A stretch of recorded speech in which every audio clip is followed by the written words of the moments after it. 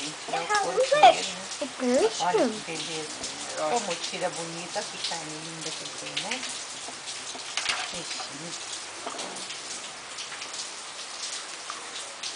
Onde está? Onde está? Tem uma calça pendurada lá no Banheiro. banheiro. No bolso, não sei, na carteira, lá tem. Opa. Que a vovó tá cortando, Pedro? O peixe? Tirando o couro do peixe?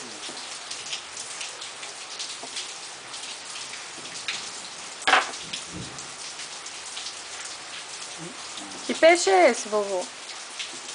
Esse é o funaré.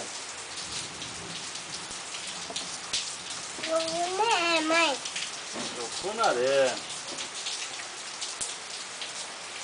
Vamos poder. Ah, A boca dele? Vamos ver? Ai, que bocão.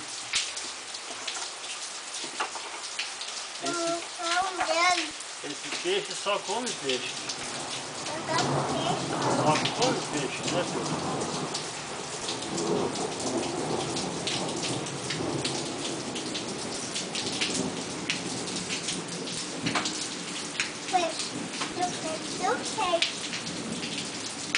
Mãe, cadê a boca dele? Abre. Vamos ver, vamos ver, ó.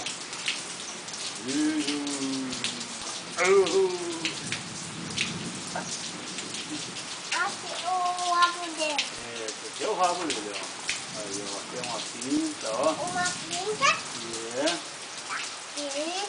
Aqui é o filé. Aqui, Fernando. É. E o rabo dele é preto. Esse é o rabo dele, preto, né? Tem uma pinta. Aqui, uma pinta. Esse aqui é a barbatana. E uma tábua. Barbatana. Aqui ele faz.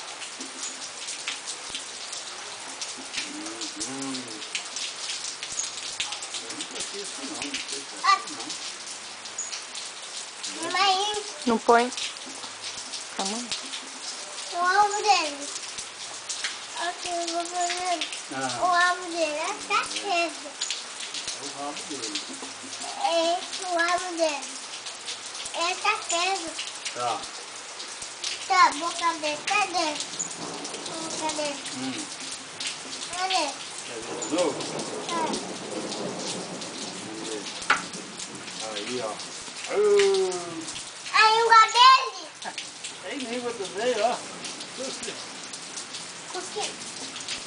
Vamos ver.